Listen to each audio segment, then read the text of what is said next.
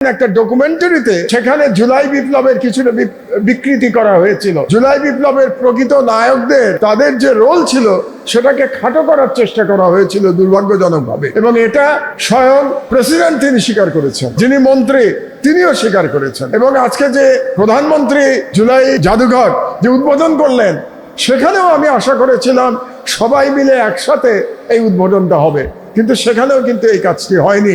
এটা আমাকে দুঃখ দিয়েছে। আজকে মহামান্য ভারপ্রাপ্ত প্রেসিডেন্টের বক্তব্যে আমি আশান্বিত হতে চেয়েছি, আশান্বিত হয়েছি। তিনি কিন্তু রিয়েলাইজ করেছেন তার বক্তব্যে যে এই ঐক্য, এই অনৈক্য আমাদের রাষ্ট্রের জন্য ক্ষতির কারণ হয়ে দাঁড়াবে। বিরোধিতা মানে কিন্তু শত্রুতা নয়। বর্তমান বিরোধী দলকে শত্রু ভাবছেন, তাদের যে আসল শত্রু দিল্লিতে বসে আছে সেই সম্পর্কে তারা ভুলে যেতে শুরু করেছেন। এটা দেশের জন্য অত্যন্ত অশনি সংকেত বলে আমি মনে করি। এবং আরো দুর্ভাগ্যের বিষয়, গতকাল আমরা বিভিন্ন শিক্ষা প্রতিষ্ঠানে আমাদের পরবর্তী প্রজন্ম ছাত্রদের মধ্যে যে হিংসা দেখতে পেয়েছি, এটাও আমরা যারা প্রবীণ তাদের জন্য দুর্ভাগ্যের বিষয় যে মাত্র 2 বছরের মধ্যে বা ফ্যাসিবাদ পতনের 2 বছরের মধ্যে এমন একটা পরিস্থিতি আমাদেরকে দেখতে হচ্ছে।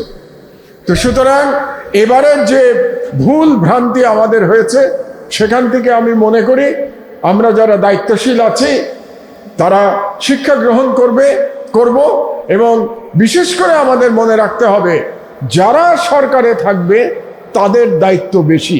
যে একটি গণতান্ত্রিক সরকার এখন ক্ষমতায় এসছে, যে সরকারটি জুলাই আন্দোলনের ফসল। জুলাই আন্দোলন না হলে এই গণতান্ত্রিক সরকারও আমরা দেখতে পেতাম না, এবং এই মুহূর্তে যে বিরোধী দলীয় নেতার আগমনে আপনারা জয়ধ্বনি এবং স্লোগান দিলেন, সেই স্লোগানটাও আপনারা দিতে পারতেন না। তো এই কারণে আমার প্রত্যাশা ছিল যে যেহেতু নির্বাচনের পরে এবং এই সরকার ক্ষমতা গ্রহণের পরে এবারই প্রথম জুলাইয়ে এই বর্ষপূর্তি অনুষ্ঠিত হলো আজকে, এই কাজটা আমরা সকলে মিলে ঐক্যবদ্ধভাবে করব। এবং সেখানে আমার প্রত্যাশা ছিল যে সরকারের তরফ থেকে তারা ইনিশিয়েটিভ নেবে যে একটি সর্বদলীয় কমিটি গঠন করে তাদের মাধ্যমে যাতে অনুষ্ঠানটা পালন করা হয়। এবং সেটা যদি করা যেত তাহলে আমরা আজকে জাতীয় ঐক্য দেখাতে পারতাম। এবং জাতীয় ঐক্য যে কিছুটা বিনষ্ট হয়েছে সেটা নিয়ে আজকে আমাদের যে ভারপ্রাপ্ত রাষ্ট্রপতি মেজর হাফিজ উদ্দিন, অবসরপ্রাপ্ত বীর বিক্রম, তিনি কিন্তু এই জন্যে আজকে ক্ষোভ প্রকাশ করেছেন, দুঃখ প্রকাশ করেছেন তার অনুষ্ঠানে সমস্যা হওয়ার কারণে। এই দুঃখজনক অধ্যায়টা আমরা হয়তো এড়াতে পারতাম যদি আজকের সবগুলো অনুষ্ঠান আমরা আলাদা না করে আমরা ঐক্যবদ্ধভাবে করতে পারতাম। কারণ আমার ধারণা জাতি একটি ফ্যাসিবাদ বিরোধী ঐক্য দেখতে চায়, যে ঐক্যের মাধ্যমে 2024 সালে আমরা ফ্যাসিবাদকে বিদায় করতে পেরেছিলাম। এবং আরো দুর্ভাগ্যের বিষয়, গতকাল আমরা বিভিন্ন শিক্ষা প্রতিষ্ঠানে আমাদের পরবর্তী প্রজন্ম ছাত্রদের মধ্যে যে হিংসা দেখতে পেয়েছি, এটাও আমরা যারা প্রবীণ তাদের জন্য দুর্ভাগ্যের বিষয় যে মাত্র 2 বছরের মধ্যে বা ফ্যাসিবাদ পতনের 2 বছরের মধ্যে এমন একটা পরিস্থিতি আমাদেরকে দেখতে হচ্ছে। তো সুতরাং এবারের যে ভুল ভ্রান্তি আমাদের হয়েছে, সেখান থেকে আমি মনে করি আমরা যারা দায়িত্বশীল আছি তারা শিক্ষা গ্রহণ করব, এবং বিশেষ করে আমাদের মনে রাখতে হবে যারা সরকারে থাকবে তাদের দায়িত্ব বেশি। এটা যেন আমরা সবসময় মনে রাখি। কাজেই জাতীয় ঐক্য করবার জন্যে দায়িত্বটা সরকারের বেশি, বিরোধী দলের দায়িত্ব হচ্ছে সেই ঐক্যের ডাকে সাড়া দেয়া। তো এই বিষয়টা আমরা যেন মনে রাখতে পারি। আর একটা কথা এখানে ভালো হয়েছে, এখন জামাত ইসলামের আমির এবং সংসদে বিরোধী দলের নেতা এবং আমাদের ডাক্তার শফিকুর রহমান এমপি, শফিক ভাই এসছেন। তার সামনে আমি ইঞ্জিনিয়ারদের প্রসঙ্গে 2-1টি কথা বলতে চাই, সবগুলো হয়তো ওনার নলেজে নাও থাকতে পারে। যে আজকে যেমন ধরুন আজকে ফোরাম আজকে এই অনুষ্ঠানের আয়োজন করেছে, যারা প্রধানত জামাতের সমর্থক ইঞ্জিনিয়াররা আজকের অনুষ্ঠান অর্গানাইজ করেছে। আপনাদেরকে আমি জানাতে চাই, আপনারা যারা ইঞ্জিনিয়ার তারা সবাই জানেন যে এই ইঞ্জিনিয়ারদের আমি দীর্ঘদিন নেতৃত্ব দিয়েছি, এবং সেই নেতৃত্ব ছিল বাংলাদেশের যারা ফ্যাসিস্ট সমর্থক তাদের বিরুদ্ধে, তাদের মোকাবেলায় যারা জাতীয়তাবাদে এবং ইসলাম সমর্থক ইঞ্জিনিয়ারদের ঐক্যবদ্ধ করা, এবং এই কাজটি আমি দীর্ঘ সময় ধরে করেছি। এখানে আজকে যারা উপস্থিত আছেন ফোরামের নেতৃবৃন্দ, তাদের মধ্যে ইঞ্জিনিয়ার আলামিন এবং ইঞ্জিনিয়ার গোলাম মোস্তফা ভাই, তাদের সাথে বসে আমি বহুবার নমিনেশন ঠিক করেছি যাতে করে ঐক্যবদ্ধ প্যানেল দেয়া যায়। কিন্তু আমাদের জাতির দুর্ভাগ্য যে আজকে 2 বছরের মধ্যে সেই ইঞ্জিনিয়ার যাদেরকে আমি দীর্ঘদিন, আমি বোধহয় আলামিন হয়তো মনে আছে, আমার মনে হয় প্রায় 1.5 যুগ নেতৃত্ব দিয়েছি, তাই না? তো প্রায় 1.5 যুগ নেতৃত্ব দিয়েছি। আমরা একসাথে আলোচনা করেছি, একসাথে বসেছি, একসাথে আমাদের কর্মসূচি ঠিক করেছি। অথচ আজকে আমরা এমন একটা দিনে সকল ইঞ্জিনিয়ার মিলে আমরা একসাথে এই আয়োজনটা করতে পারলাম না।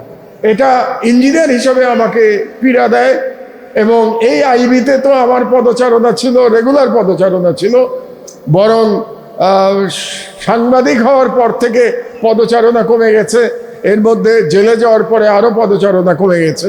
তো এর আগে তো আমি রেগুলার আসতাম এখানে। তো আমি আশা করি যে আমরা সেই ঐক্য আবার ফিরিয়ে আনতে সক্ষম হব, কারণ হচ্ছে এই ঐক্যটা বাংলাদেশকে টিকিয়ে রাখার জন্য দরকার, বাংলাদেশের স্বাধীনতা রক্ষা করবার জন্য এই ঐক্যটা খুব জরুরি। এবং এই ঐক্য আজকে বিঘ্নিত হয়েছে বলেই আপনারা দেখছেন যে পলাতক স্বৈরাচার বিদেশি প্রভুর কাছে বসে নানা রকম বক্তব্য তিনি দিতে পারছেন। আজকে যদি বাংলাদেশে আমরা ঐক্যবদ্ধ থাকতাম, জুলাই যোদ্ধারা যদি ঐক্যবদ্ধ থাকতেন, তাহলে তার এই উদ্ধত্ত হতো না, এটা আমাদের মনে রাখা দরকার। এবং আরেকটি বিষয় আমাদের প্রত্যেকের স্মরণে রাখা দরকার যে জুলাই বিপ্লবে যারা পরাজিত শক্তি কিন্তু দুটো, একটি দেশীয় শক্তি আর একটি বিদেশি শক্তি। তারা এত সহজে তাদের ষড়যন্ত্র বন্ধ করবে না, এবং সেটা গত 2 বছর ধরে আমরা অব্যাহতভাবে দেখতে পেয়েছি। এখনো সময় আছে, যে বিভাজন হয়েছে এই বিভাজন ভুলে গিয়ে আমি রাজনীতিবিদ নই, একজন ইঞ্জিনিয়ার হিসেবে এবং মিডিয়ার একজন মানুষ হিসেবে, বাংলাদেশের একজন প্রবীণ নাগরিক হিসেবে আমি আহ্বান জানাচ্ছি, আবার যেন জুলাই যোদ্ধারা আমরা ঐক্যবদ্ধ হতে পারি। রাজনীতিতে মতবিরোধ অবশ্যই থাকবে, এবং ডেমোক্রেটিক পলিটিক্সে, বিশেষত পার্লামেন্টারি পলিটিক্সে বিরোধী দল এবং সরকারি দল থাকবে। কিন্তু আমাদের উভয়কে উপলব্ধি করতে হবে যে বিরোধিতা মানে কিন্তু শত্রুতা নয়। আমি দুর্ভাগ্যজনকভাবে দেখতে পাচ্ছি, বিশেষত সরকারের তরফ থেকে যে সমস্ত বয়ান সরকারের সব প্রভাবশালী ব্যক্তিরা দিচ্ছেন, সেই বয়ানের মধ্যে আমি যেন দেখতে পাচ্ছি যে তারা বর্তমান বিরোধী দলকে শত্রু ভাবছেন, এবং তাদের যে আসল শত্রু দিল্লিতে বসে আছে সেই সম্পর্কে তারা ভুলে যেতে শুরু করেছেন। এটা দেশের জন্য অত্যন্ত অশনি সংকেত বলে আমি মনে করি। কাজেই মাত্র 6 মাস গেছে এই সরকারের, 6 মাসের মধ্যেই আমি কোনো সিদ্ধান্তে উপনীত হওয়া আমাদের ঠিক হবে না, এবং মানুষ মাত্রই ভুল হয়, আমাদেরও ভুল হচ্ছে, 6 মাসের মধ্যে সরকারেরও ভুল হতে পারে।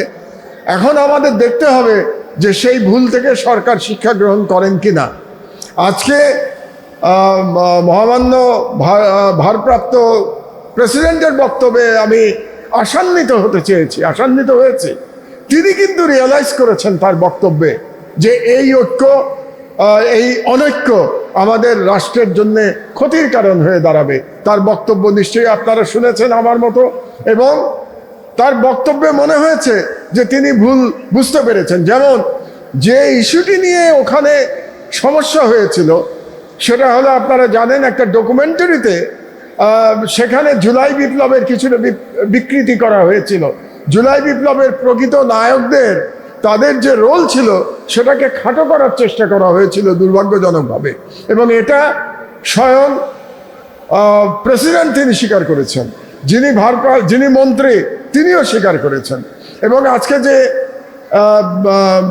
প্রধানমন্ত্রী জুলাই জাদুঘর যে উদ্বোধন করলেন, সেখানেও আমি আশা করেছিলাম সবাই মিলে একসাথে এই উদ্বোধনটা হবে, কিন্তু সেখানেও কিন্তু এই কাজটি হয়নি। এটা আমাকে দুঃখ দিয়েছে। এরকম দৃশ্য আমরা দেখতে চাই নাই। যারা আমরা দীর্ঘদিন ধরে দেশের ভিতরে, দেশে থেকে এবং দেশের বাইরে থেকে সাধ্যমতো ফ্যাসিবাদের বিরুদ্ধে লড়াই করবার চেষ্টা করেছি, তাদের জন্যে এই অনৈক্য দেখাটা খুব কষ্টকর। তো আমি আমার বক্তব্য দীর্ঘায়িত করব না। আমাদের প্রধান অতিথি চলে এসছেন এখানে। আমি শুধু ইঞ্জিনিয়ার হিসেবে আপনাদের বলতে চাই, আজকে যে সমস্ত ইঞ্জিনিয়াররা এখানে উপস্থিত আছেন, এই ধরনের বক্তব্য ইঞ্জিনিয়ারদের আমি আগেও দিয়েছি, যে ইঞ্জিনিয়ারদের হাতে কিন্তু একটা দেশের ভবিষ্যৎ ডিপেন্ড করে। কারণ ম্যাক্সিমাম ডেভেলপমেন্ট কাজ যেটা, সেটা ইঞ্জিনিয়াররা করে থাকেন। কাজে আমাদের যেমন টেকনিক্যালি আমাদেরকে উন্নত হতে হবে, তার সঙ্গে নৈতিকভাবেও আমাদের উন্নত হওয়া প্রয়োজন। কারণ আপনারা যদি সততার সাথে আপনাদের দায়িত্ব পালন করেন, তাহলে 1 নম্বর আপনারা দেশের জন্য একটা উদাহরণ সৃষ্টি করতে পারবেন, এবং 2 নম্বর আমাদের অপচয় কমে যে দেশের প্রকৃত প্রবৃদ্ধি হবে, এবং 3 নম্বর আপনারা দেশের কাজে আপনাদের প্রয়োজনীয় ভূমিকা রাখতে সক্ষম হবেন। তো আমি মনে করি ফোরামের ইঞ্জিনিয়ারদের অন্তত আমি এই আহ্বান জানাচ্ছি যে ফোরামের ইঞ্জিনিয়াররা যেন একজন এক্সাম্পল সেট করতে পারে তাদের দায়িত্ব পালন করবার জন্যে।